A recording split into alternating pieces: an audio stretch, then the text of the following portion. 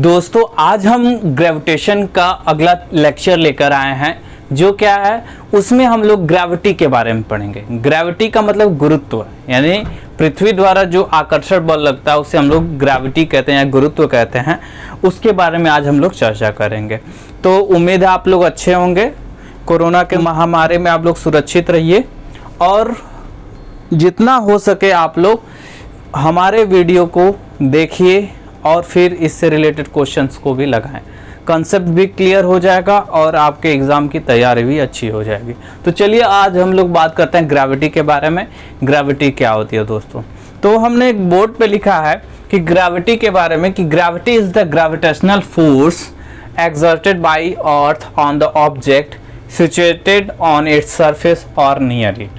कहने का मतलब ये है कि ग्रेविटी एक टाइप का क्या है, ग्रेविटेशनल फोर्स है जो अर्थ के द्वारा किसी ऑब्जेक्ट पे लगाया जाता है और वो ऑब्जेक्ट क्या होता है, अर्थ के सरफेस या उसके नज़दीक सिचुएटेड होता है, यानी उपस्थित होता है। ठीक है, तो हमने बताया कि ये ग्रेविटी का हमने फॉर्मूला भी, यानी ग्रेविटेशनल फोर्स का फॉर्मूला भी हमने लिखा है।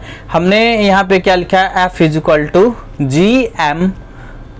जी capital M small m upon capital R square. ठीक है, और यहाँ पे हमने बताया दोस्तों कि F क्या है, फोर्स ऑफ ग्रेविटी है, G क्या है, यूनिवर्सल ग्रेविटेशनल कांस्टेंट है, और कैपिटल M क्या है, मास ऑफ द अर्थ, और स्मॉल m क्या है, मास ऑफ द ऑब्जेक्ट, और लास्ट में R के बारे में बताया, R क्या है, रेडियस ऑफ द अर्थ है। तो देखिए दोस्तों ये कैसे आया। तो ग्रेविटी के बारे में जब हम लोग बात कर रहे हैं तो ग्रेविटी क्या होती है वो आपने जान लिया कि ये एक टाइप का ग्रेविटेशनल फोर्स है जो अर्थ के द्वारा किसी भी ऑब्जेक्ट पे लगाया जाता है जो उसके सरफेस पे होती है या उसके नज़दीक होती है। ठीक है, तो हमने एक अर्थ यानी एक फिगर बनाया जिसमें हमने इस सर्कल, बड़े वाले सर्कल अर्थ सपोज कर लिया है और ये इसका सेंटर है जो O से रिप्रेजेंट कर रहा है ये। और फिर क्या है, हमने इसी के सरफेस पे क्या किया है, एक ऑब्जेक्ट रखा जिसका मास स्मॉल m है और यहाँ पे जो कैपिटल M दिख रहा है और ये क्या है, मास ऑफ द अर्थ है। इनके बीच की जो डिस्टेंस है, यानी centre of the earth from the surface of earth, यानी अर्थ के सेंटर और इसके सरफेस के बीच की जो दूरी है वो क्या हमने कैपिटल R से रिप्रेजेंट किया है, क्योंकि कैपिटल R क्या है, यहाँ पे रेडियस ऑफ द अर्थ है। ठीक है, तो इससे हमारा एक फॉर्मूला जनरेट हुआ, F equal to G capital M into M upon capital R square. तो ये आपका क्या था दोस्तों, ग्रेविटी था। अब ग्रेविटी के बाद हम लोग डिस्कस करेंगे फ्री फॉल। फ्री फॉल क्या होता है और एक्सेलरेशन ड्यू टू ग्रेविटी यानी स्मॉल g के बारे में। तो चलिए दोस्तों अब हम लोग बात करते हैं फ्री फॉल और एक्सेलरेशन ड्यू टू ग्रेविटी यानी स्मॉल g क्या होता है। देखिए दोस्तों फ्री फॉल क्या होता है उसके बारे में जानते हैं। हमने क्या लिखा है कि whenever object falls toward the earth under the force of gravity alone the object set to be in a state of free fall.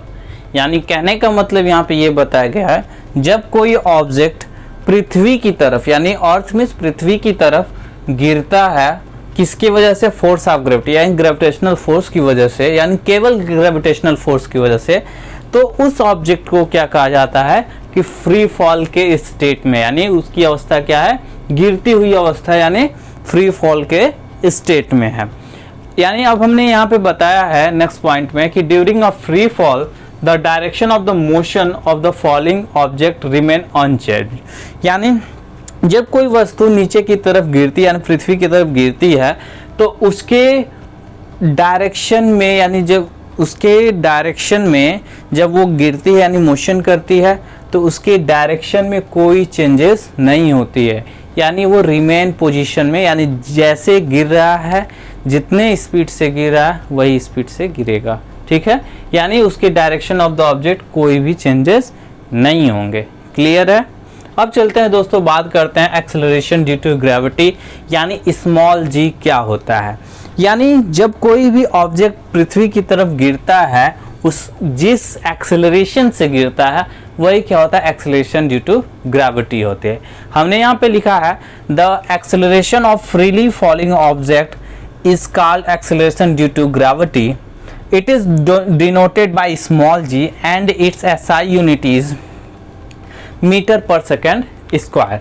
यानी हमने बताया है कि जब कोई भी ऑब्जेक्ट फ्री फॉल होता है यानी नीचे की तरफ गिरता है, उसमें जो त्वरण उत्पन्न होता है यानी एक्सेलरेशन जो जनरेट होता है, वही एक्सेलरेशन क्या कहलाता है? एक्सेलरेशन ड्यू टू ग्रेविटी कहलाता है। और एक्सेलरेशन ड्यू टू ग्रेविटी को हमने किससे रिप्रेजेंट करना है? स्मॉल g से, और इसकी SI यूनिट क्या होती है? Metre per second square. चलिए दोस्तों, अब हम लोग आगे बात करेंगे कि स्मॉल g का एक्सप्रेशन कैसे फाइंड करते हैं, यानी स्मॉल g का फॉर्मूला क्या होता है, उसके बारे में अब हम चर्चा करेंगे। उसके बाद हम लोग उसकी वैल्यू क्या होती है, यानी स्मॉल g की वैल्यू क्या होती है, उसके बारे में पढ़ेंगे। कैसे कैलकुलेट की जाती है वो चीज़ें सीखेंगे। फिर उसके बाद कहाँ कहाँ स्मॉल g वेरी करता है, यानी डिफरेंट प्लेसेस पे स्मॉल g की वैल्यू क्या क्या होती है, उसके बारे में अभी हम लोग चर्चा करेंगे, तो ध्यान दीजिएगा। चलिए दोस्तों, अब हम लोग बात करते हैं एक्सप्रेशन फॉर g, यानी g को डिराइव कैसे करते हैं वो आज अब हम लोग जानेंगे। तो हमने बोर्ड पे लिखा है कि फोर्स ऑफ ग्रेविटी, यानी जो ग्रेविटेशनल फोर्स था उसके बारे में हमने चर्चा की थी, जो अर्थ के द्वारा किसी भी ऑब्जेक्ट पे लगते थे। तो F इक्वल टू हमने लिखा है G capital M small m upon R square, इसको हमने इक्वेशन फर्स्ट मान लिया, ठीक। और फिर हमने लिखा है according to Newton second law of motion. Newton second law of motion के बारे में हमने बताया था, वहाँ से rate of change of momentum is directly proportional to the force applied on object, यानी उससे एक फॉर्मूला निकल के, यानी एक फॉर्मूला आया था आपका फोर्स इक्वल टू m में, यानी मास इनटू एक्सेलरेशन आया था। तो उसी को हम लोग यहाँ पे क्या किया है कि यहाँ पे जो फोर्स होगा वो फोर्स ऑफ ग्रेविटी होगा, और वो क्या होगा? प्रोडक्ट ऑफ मास और एक्सेलरेशन ड्यू टू ग्रेविटी का के इक्वल होगा, ठीक है। तो इसलिए हमने यहाँ पे लिखा F is equal to mg लिखा है, यानी ma की जगह a की जगह हमने g लिखा है। g यहाँ पे क्या है? एक्सेलरेशन ड्यू टू ग्रेविटी है। तो इसको हमने इक्वेशन सेकंड माना। From equation first and second हम लोग वैल्यू निकालते हैं, यानी F की वैल्यू हमने mg रखी है, जो इक्वेशन फर्स्ट में हमने रखा है, ठीक है। और ये जो आपका क्या है? जी m अपॉन R स्क्वायर है, वो ऐसे ही लिखा, यानी जैसा है वैसा ही लिख दिया। अब m से m कैंसिल हो जाएगा, तो हमारा फॉर्मूला क्या बनेगा? Small g equal to capital G m upon R square. यानी इससे ये क्लियर होता है कि एक्सेलरेशन ड्यू टू ग्रेविटी यानी small g depend on the mass and radius of the earth but is independent of mass of the falling object. यानी यहाँ पे ये बताया गया है, यानी इस फॉर्मूले से ये क्लियर हो जा रहा है दोस्तों कि जो एक्सेलरेशन ड्यू टू ग्रेविटी होती है वो अर्थ के मास और उसके रेडियस पे डिपेंड करती है। चाहे ऑब्जेक्ट का मास कुछ भी हो, उस पे वो इंडिपेंडेंट होती है, यानी उस पे निर्भर नहीं रहती है, चाहे वो हल्का हो, चाहे भारी हो, चाहे बहुत बड़ा हो, लेकिन जो एक्सेलरेशन ड्यू टू ग्रेविटी होगी वो अर्थ के मास और रेडियस पे ही डिपेंड करेगी। यानी कोई भी ऑब्जेक्ट भारी हो चाहे हल्का हो, वो एक same acceleration due to gravity यानी सेम रेट से फॉल करेगा, ठीक है। क्लियर हो गया। अब चलते हैं कि कहाँ कहाँ हमारी जो जी की वैल्यू वेरीज करती है, उसके बारे में हम लोग चर्चा करेंगे, ठीक है। देखिए दोस्तों, variation of acceleration due to gravity के बारे में जानने से पहले हम लोग जान लेते हैं वैल्यू ऑफ जी, यानी एक्सेलरेशन ड्यू टू ग्रेविटी की वैल्यू कैसे फाइंड करते हैं, यानी स्मॉल जी की वैल्यू कैसे प्राप्त करते हैं, वो चीज़ें सीख लें। तो हमने क्या किया है कि हमने लिखा कि to calculate the value of small G let's put the value of capital G, capital M and R, यानी यहाँ पे आर छूट गया दोस्तों, ये आर इन इक्वेशन। हमने क्या किया है कि यहाँ पे कैपिटल जी यानी universal gravitational constant, capital M यानी मास ऑफ द अर्थ और कैपिटल आर यानी रेडियस ऑफ द अर्थ, इन सभी की वैल्यू इस रिलेशन में पुट अप कर देंगे। यानी g equal to G M upon R square में हम इनकी सभी वैल्यू रख दिया जाएगा और फिर कैलकुलेट करेंगे तो हमें क्या मिलता है। तो कैपिटल जी की वैल्यू क्या होती है दोस्तों, हमने बताया था पिछले क्लास में कि 6.67 इंटू 10 के power -11 into mass of the अर्थ क्या होता है दोस्तों जान लीजिए, यानी 6 इंटू 10 के पावर 24 और फिर अपॉन यानी रेडियस ऑफ द अर्थ क्या है 6.4 इंटू 10 के पावर 6 और ये 2 बार है यानी स्क्वायर, तो इसका स्क्वायर हमने कर दिया। तो इसको कैलकुलेट करने पे दोस्तों हमें क्या मिलेगा 9.81 मीटर पर सेकेंड स्क्वायर, या हम इससे हम क्या लिख सकते हैं 9.8 मीटर पर सेकेंड स्क्वायर। तो ये क्या हो गया दोस्तों कि हमें जी की वैल्यू मिल गई, यानी जी की वैल्यू अगर जनरली कहा जाए तो 9.8 मीटर पर सेकेंड स्क्वायर होता है, लेकिन डिफरेंट प्लेसेस पे इसकी वैल्यू क्या होती है घटती बढ़ती रहती है। तो उसी के बारे में अब हम लोग चर्चा करेंगे, यानी variation of acceleration due to gravity के बारे में। चलिए देखते हैं। देखिए दोस्तों, अब हम लोग बात करते हैं यानी एक्सेलरेशन ड्यू टू ग्रेविटी की वेरिएशन के बारे में। यानी वेरिएशन का मतलब क्या होता है दोस्तों, यानी कोई भी वैल्यू में जो चेंजेस होते हैं, यानी कुछ समय में जो चेंजेस होते हैं उसी को वेरिएशन कहा जाता है। चाहे वो चेंजेस बढ़ जाता है चाहे घट जाता है, यानी ये दोनों हो सकते हैं।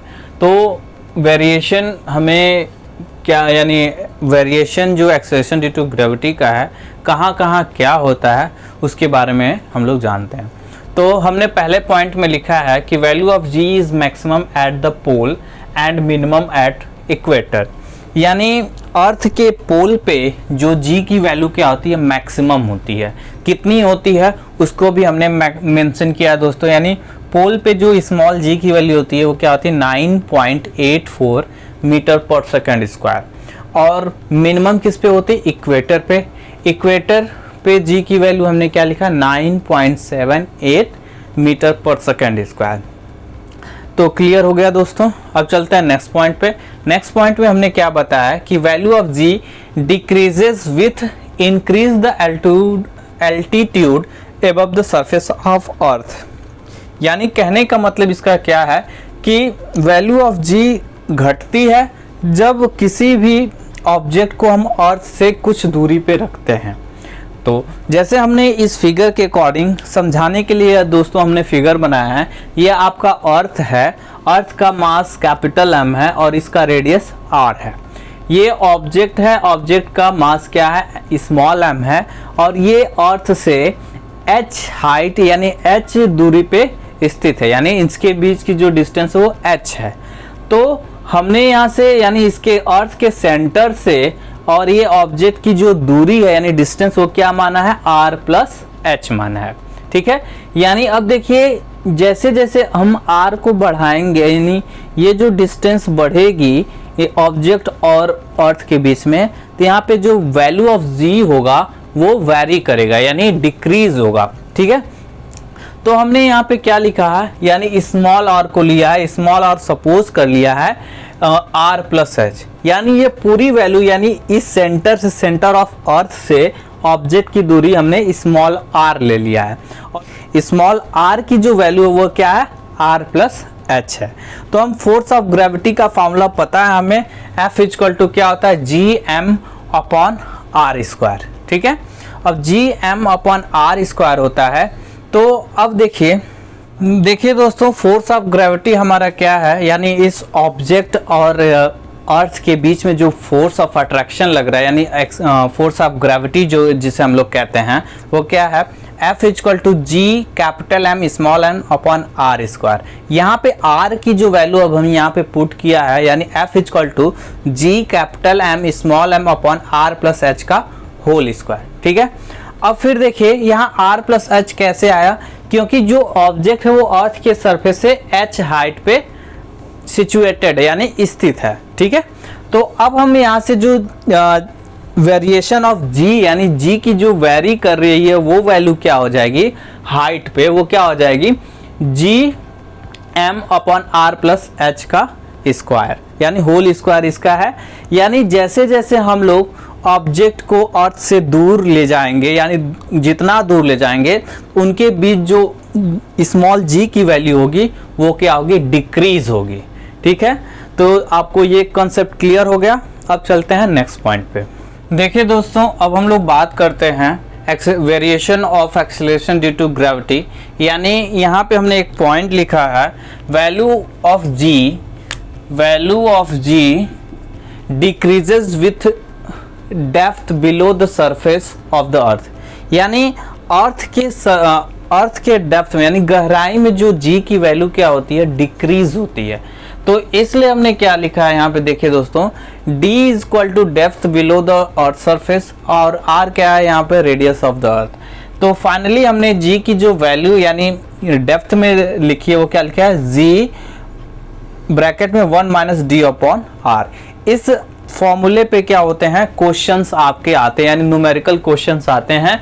तो ऐसे इस टाइप के क्वेश्चन हम लोग किया जाएगा आगे चल के, यानी जब हमारा चैप्टर खत्म होगा यानी कंप्लीट होगा तो उस पे हम लोग इस टाइप के क्वेश्चन है, वैल्यू ऑफ जी डेप्थ में कैसी होती है, यानी ऑब्जेक्ट, उस पे न्यूमेरिकल हम लोग ट्राई किया जाएगा।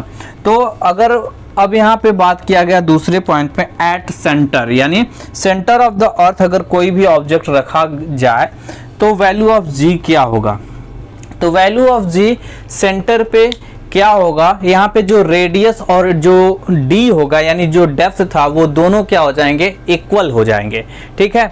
जिसकी वजह से तो जो जी की वैल्यू सेंटर पे होगी वो क्या हो जाएगी, हमने लिखा है g is equal to 1 minus R upon R, यानी इस फॉर्मूले से हमने g is equal to g into 1 minus 1 is equal to क्या आ जाएगा आपका, 0 आ गया है। यानी सेंटर पे यानी सेंटर ऑफ अर्थ पे जी की जो वैल्यू होगी, स्मॉल जी की वैल्यू वो क्या हो जाएगी, 0 हो जाएगी। चलिए कुछ और इम्पोर्टेंट पॉइंट्स हैं जो वेरिएशन ऑफ जी के बारे में बताते हैं, उसके बारे में हम लोग डिस्कस कर लेते हैं। देखिए दोस्तों, अब हम लोग बात करते हैं यहाँ पे value of G at sea level and 45 degree latitude taken as the reference value of g having a value 9.8 metre पर सेकंड स्क्वायर। यानी यहाँ पे जो बताया गया कि सी लेवल पे या 45 डिग्री अगर लैटिट्यूड हो, यानी 45 डिग्री लैटिट्यूड पे जो जी की वैल्यू होती है वो क्या होती है, जो अर्थ पे जो जी की वैल्यू होती है उसके इक्वल होती है, यानी दैट इज यानी 9.8 मीटर पर सेकंड स्क्वायर। और उसी तरह हमने यहाँ पे निकाला है एक और जो दिया गया है यहाँ पे, value of G on surface of the moon. यानी यहाँ पे क्या बताया गया है कि मून पे जो स्मॉल जी की जो वैल्यू है वो क्या होती है, 1.62 मीटर पर सेकंड स्क्वायर होता है, जो अर्थ के वैल्यू ऑफ जी का 1/6 होता है। यानी जो वैल्यू जी की मून पे होती है वो वैल्यू अर्थ पे जो जी की वैल्यू होती है उसके 1/6 होती है। यानी हमने यहाँ पे क्या लिखा है, g moon is equal to 1/6 of g earth. यानी यहाँ पे एक्सेलरेशन ड्यू टू ग्रेविटी यानी स्मॉल जी की जो वैल्यू और मून पे है वो क्या होती है, 1/6 अर्थ पे जो जी की वैल्यू होती है। क्लियर हो गया। तो देखिए दोस्तों, आज हमने जितने भी टॉपिक्स कवर किए वो बहुत ही इंपॉर्टेंट हैं, इससे रिलेटेड क्वेश्चन अक्सर आपके एग्जाम में पूछे जाते हैं। तो इस वीडियो को ध्यान से देखिए और अपने कॉन्सेप्ट को क्लियर कर लीजिए। और कोई भी डाउट हो तो आप वीडियो को एक बार फिर से देखें जिससे आपका डाउट क्लियर हो जाए। तो अब हम लोग अगले वीडियो में बहुत ही इंटरेस्टिंग टॉपिक के साथ मिलेंगे जो ग्रेविटेशन से ही रिलेटेड होगा। तब तक के लिए goodbye, take care of yourself.